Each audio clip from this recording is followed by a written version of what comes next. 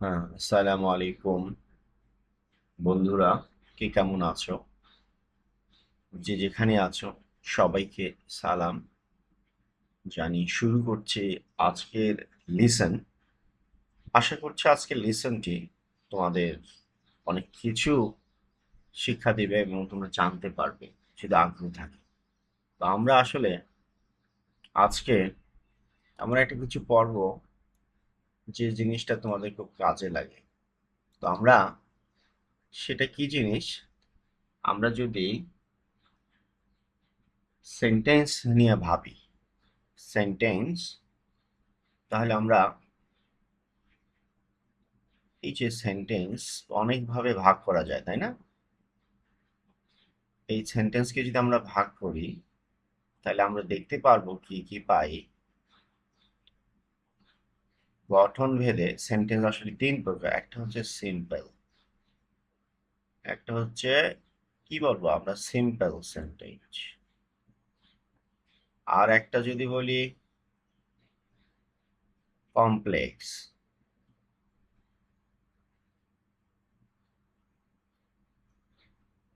তাহলে কমপ্লেক্স, আর একটাকে যদি বলি কম্পাউন্ড বলি, তাই না?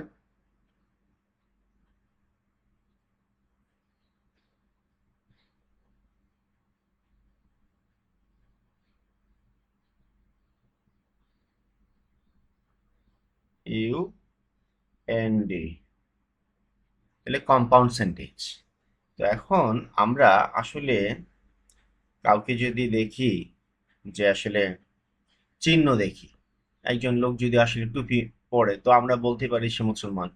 আবার যদি কেউ ধুতি পরে তাহলে আমরা বলতে পারি সে হিন্দু। আবার যদি কেউ একজন কিফায়া পরে তাহলে ইহুদি। তো এই যে চিহ্ন, বাহ্যিক কিছু চিহ্ন দেখে আমরা আসলে চিনতে পারি, সিদ্ধান্ত নিতে পারি। তো আমাদের সেন্টেন্সকে আমরা যদি চিন্তা করি, চিহ্নিত চিহ্নগুলোকে আমরা, বৈশিষ্ট্যগুলোকে যদি বুঝতে পারি, তাহলে আমরা আসলে এই সেন্টেন্সগুলোকে আলাদা করতে পারবো। এখন কথা হচ্ছে, প্রথমে আমরা সিম্পল সেন্টেন্স নিয়ে কথা বলি। আসলে সিম্পল মানে সাধারণ, খুব অতি সাধারণ, নিম্নমানের। ঠিক শেখ সাদী যখন সিম্পল ড্রেসে কারো বাসায় ঢুকেছিল তাকে আসলে খুব একটা সম্মান করে না। আর যদি রবীন্দ্রনাথের কথা বলি, তিনি বলেছেন যে আসলে সহজ কথা যায় না বলা সহজে। তো সিম্পল সেন্টেন্সটা আসলে সহজ, কিন্তু আমরা কিছু বৈশিষ্ট্য যদি জানি, তো সিম্পল সেন্টেন্সে আসলে যখন আমরা বুঝতে যাব তখন আমাদের দরকার যে সেন্টেন্সে একটা মাত্র সাবজেক্ট থাকে, আর প্লাস একটা মাত্র ফিনিট ভার্ব থাকে। তো সেই একটা মাত্র সাবজেক্ট আর একটা মাত্র ফিনিট ভার্ব থাকা একটা বাক্যে যদি থাকে তাহলে সেই বাক্যটি হবে সিম্পল। এখন প্রশ্ন হচ্ছে যে ফিনিট ভার্বটা আসলে কি? আমরা তো ফিনিট ভার্ব জানি না।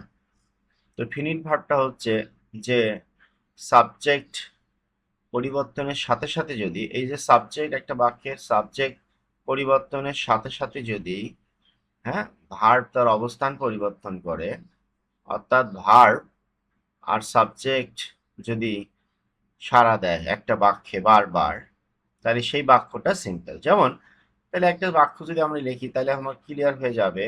যদি এখানে লিখি যে হি ইটস রাইস, এখন হি ইটস রাইস লিখলাম, তাহলে এই বাক্যটার মধ্যে একটা, এই বাক্যটার মধ্যে একটা হচ্ছে, হুম, এই বাক্যটার মধ্যে একটা হি সাবজেক্ট আছে আর ইটস এস যোগ হয়েছে।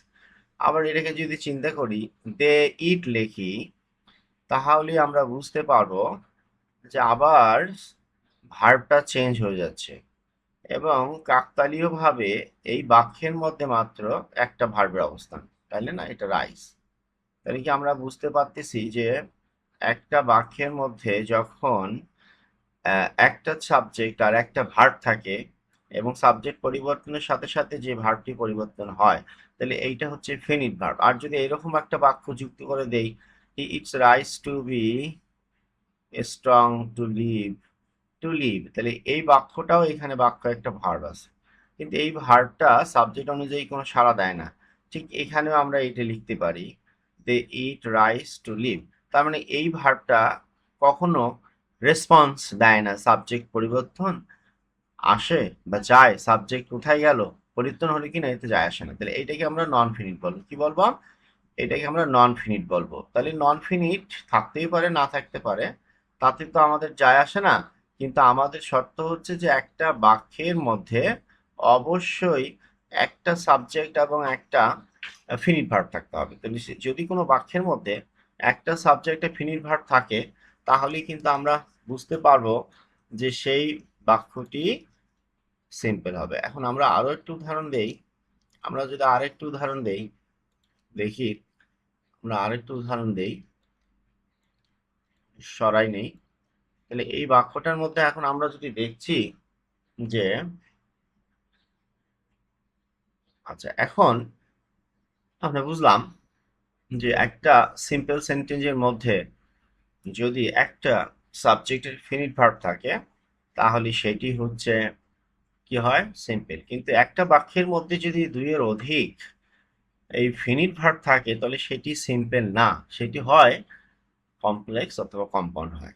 তাহলে বন্ধুরা, এই শর্তটা যদি আমরা মেনে মেনে চাই মেনে চলি, তাহলে কিন্তু আমরা সব সেন্টেন্স গুলো আমরা চিনতে পারবো। তাহলে এখন দেখি, আমি একটা বাক্য লিখি যে he eat he eats rice, he eats rice লিখলাম, he eats rice and goes to college, and goes, এখানে লিখলাম যে গোজ টু কলেজ। তাহলে এই বাক্যটার মধ্যে যদি আমরা দেখি কয়টা আসছে, কেউ বলতে পারবেন?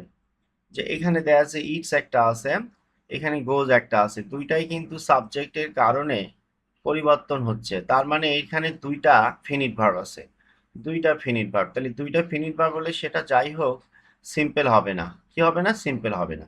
তাহলে এখন এটা কি হবে? হয় কমপ্লেক্স অথবা কম্পাউন্ড হবে, অথবা কমপ্লেক্স অথবা কম্পাউন্ড হবে। তার মানে হচ্ছে যে দুইয়ের অধিক সেন্টেন্স যদি বাক্যে যদি ফিনিট ভার্ব থাকে, তাহলে সেটি অবশ্যই সিম্পল না, সেটি হচ্ছে হয় কমপ্লেক্স অথবা কম্পাউন্ড। এখন কমপ্লেক্স বাক্য যদি আমরা আলোচনা করি, তো কমপ্লেক্স বাক্যে আসলে কি ঘটে? তো কমপ্লেক্স বাক্যের মধ্যে ঠিকই দুইটার মতো আমাদের থাকবে, যে ফিনিট ভার্ব থাকবে, কিন্তু একটা আরেকটার উপর নির্ভরশীল হবে। সেটি কি বোঝা কঠিন হয়ে যাচ্ছে অনেকের কাছে, তো সেটি না। আমরা এখানে কিছু চিহ্ন দেখব, যে চিহ্নগুলো এই বাক্যের মধ্যে যদি থাকে একটা অংশে, তাহলে আমরা বুঝতে পারবো যে সেটি আসলে কমপ্লেক্স এবং সেটি দুইটা ফিনিট ভার্ব আছে। ইফ, দো, দো অলদো যদি ধরি, হুম, এখানে লিখলাম এই যে দো, আবার যদি দো অলদো, অলদো লিখলাম না, তারপরে হচ্ছে সিন্স আছে, সিন্স, তারপরে যদি লিখি অ্যাজ আছে, হুম, এই চিহ্নগুলো যদি একটা বাক্যে থাকে, সো দ্যাট আছে,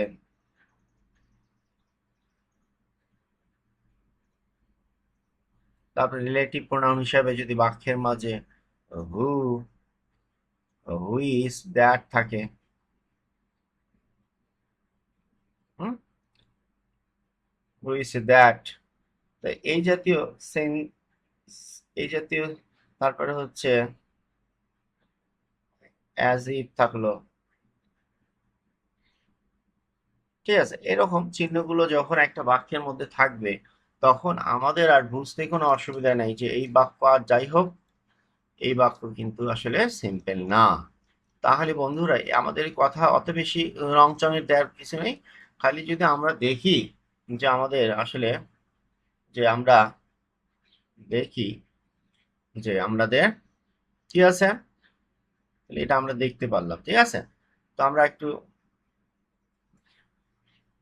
একটা উদাহরণ লিখি, যে ইফ ইফ ইউ রিড,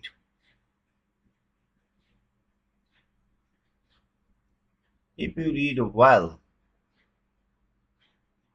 তাহলে কি লিখে, যে একটু কমা থাকলো ও ডবল এল ওয়েল, তারপরে আমরা লিখতে পারি ইফ ইউ রিড ওয়েল, আচ্ছা আমাদের, সরি, এটা আমাদের একটু ত্রুটি হয়ে গেল, মুছবো না, থাক এভাবেই থাকুক। ইউ, তাহলে you will, you will get A plus. এটা বাক্য লিখলাম। তাহলে এই বাক্যের মধ্যে আসলে দুইটা জিনিস আছে, একটা এই একটা বাক্যের অংশ, আবার এই একটা বাক্যের অংশ। তাহলে এই বাক্যের অংশের মধ্যে দেখেন ইউ রিড, যদি এখানে হি রিডস দেয় এটাও চেঞ্জ হয়, ইউ উইল গেট এটাও চেঞ্জ হয়। তাহলে দুইটা কিন্তু আমাদের ফিনিট ভার্ব রয়েছে, কিন্তু একটা বাক্য আরেকটার উপর নির্ভরশীল। তো এই যে বাক্যটা এর মধ্যে এই যে একটা অংশের মধ্যে কিন্তু এইভাবে দেখবি if, since, when, as if, as এইগুলো যুক্ত থাকবে, তখন এই বাক্যটা চোখ বন্ধ করে আমরা বলতে পারবো যে এইটা হচ্ছে কমপ্লেক্স। হ্যাঁ, খুব সহজে আমরা এটা কমপ্লেক্স বাক্য চিন্তা করবো। আর এই বাক্যটাকে বিশ্লেষণ করলে আমরা এখানে ক্লোজ পাই। তো একটা হচ্ছে প্রিন্সিপাল ক্লোজ, আর একটা হচ্ছে মানে সাবঅর্ডিনেট ক্লোজ। তাহলে এইটা হচ্ছে সাবঅর্ডিনেট ক্লোজ, এটা মানে নির্ভরশীল, আর এটা একটু স্বাধীন অর্থ প্রকাশ করে, সেইটা আমরা এটুকু জানলেই হবে। এখন তাহলে আমরা বুঝলাম যে এই বাক্যের মধ্যে দুইটার মতো ফিনিট ভার্ব রয়েছে, সুতরাং এটি সিম্পল না। আচ্ছা, এরপর আমরা যাব আমাদের আরেকটা বিষয়, কম্পাউন্ড। তাহলে কম্পাউন্ড কি? কম্পাউন্ড তো আরো সহজ। কম্পাউন্ডের স্ট্রাকচার মুখ দিয়ে বলা যায়, সেটি হচ্ছে কি রকম, এই দেখি। একটা কথা হচ্ছে, মনে করেন যে অনেকগুলো ঘোড়া মাঠের মধ্যে দৌড় দিচ্ছে।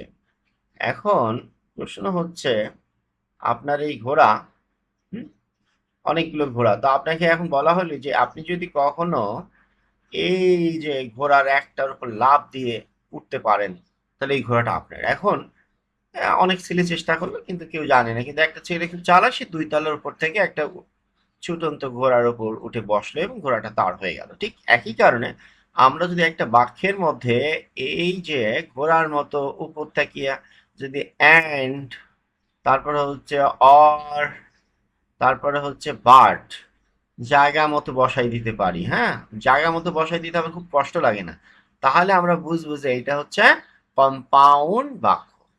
ঠিক আছে, তাহলে আমরা কম্পাউন্ড বাক্য, এইটা কমপ্লেক্স না, কম্পাউন্ড বাক্য, তাহলে আমরা এটাকে কম্পাউন্ড বলবো,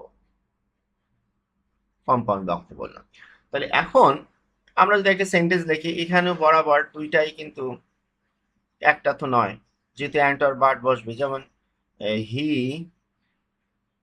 হি writes, he writes poems,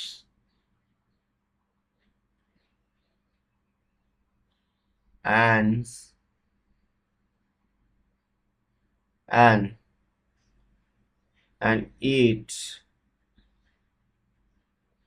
and eats the whole day long, eats day টুকু দেখলাম। তাহলে এখানে দুইটা জিনিস, আমরা এখানে দিয়ে দুইটা জিনিস পাচ্ছি, তাই না? তাহলে একটা রাইটস, একটা ইটস, এবং অ্যান্ড দ্বারা যুক্ত আছে, আসলে দুইটা সেন্টেন্সকে যুক্ত করা হয়েছে। তাহলে এই জাতীয় সেন্টেন্স যখন অ্যান্ড অর বাট কোনো বাক্যে থাকে, তাহলে সেটি আসলে কি হয়ে যাবে, কম্পাউন্ড হয়ে যাবে। তাহলে আমরা যদি আসলে চিনি বাক্যগুলো, যে আমরা যদি বাক্যগুলোকে চিনতে পারি, তাহলে কিন্তু আমাদের আসলে বুঝতে আর কোনো সমস্যা নেই। তো আরো আমরা উদাহরণ দিয়ে আরো একটু দেখাতে পারি, তবে কলবার বৃদ্ধি পাবে, দ্যাট ইজ দ্য প্রবলেম। আসলে আমরা এখন যদি আরেকটু একটু উদাহরণ দেখি, একটা সেন্টেন্স আমরা এখানে রাখলাম, এই যে এটা একটা, হুম, তাহলে আমরা একটু আবার দেই, এখানে একটা রেখা যদি টানি, এই রেখাটার মধ্যে এটা মনে করেন যে সিম্পল, এটা একটা সিম্পল, এটা একটা সিম্পল, এটা হচ্ছে কমপ্লেক্স, এটা কমপ্লেক্স, আর এটা হচ্ছে কম্পাউন্ড।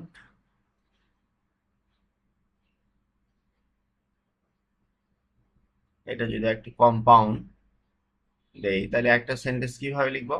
তাহলে এই সিম্পল সেন্টেন্সের মধ্যে আমরা দেখব যে সাধারণত বাক্যটা একটা সাবজেক্টিভ ফিনিট ভার্ব থাকে, এবং এখানে আরো গঠন করতে জিরান্ড থাকে, জিরান্ড হয়, ইনফিনিটিভ থাকে।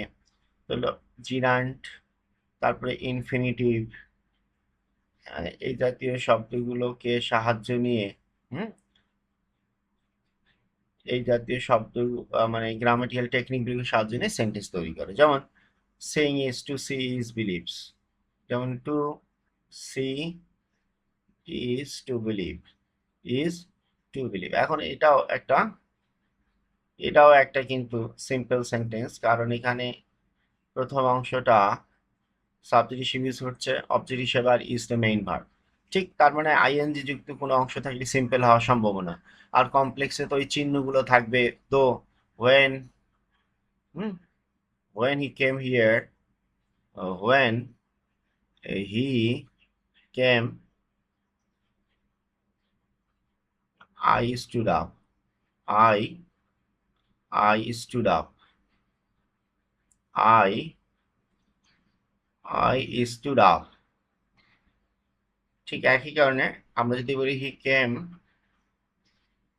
তাহলে হি কেম and I stood up, I stood up। তাহলে বন্ধুরা আসলে আমরা আসলে সেই টুপি, তারপরে সেই পাগড়ি, অথবা সেই পৈতা বা সেই কেপিয়ার টুপি দেখে যেমন আমরা মানুষকে অনেক সময় দূর থেকে চিনতে পারি, তো সেন্টেন্সের এই চিহ্নগুলো আমরা দেখলে আমরা বুঝতে পারবো। তো আজকে আর কথা না বলে এখানে শেষ করছি, অনেক অনেক সময় গিয়েছে। তো সবাই এত সুন্দর করে ক্লাসটি শেষ পর্যন্ত থাকার জন্য ধন্যবাদ জানাচ্ছি। আবার দেখা হবে ইনশাল্লাহ অন্য কোনো একটা ভিডিও বা এর পরের ধারাবাহিকতা। আল্লাহ হাফিজ। সেই পর্যন্ত আল্লাহ হাফিজ। আসসালামু আলাইকুম।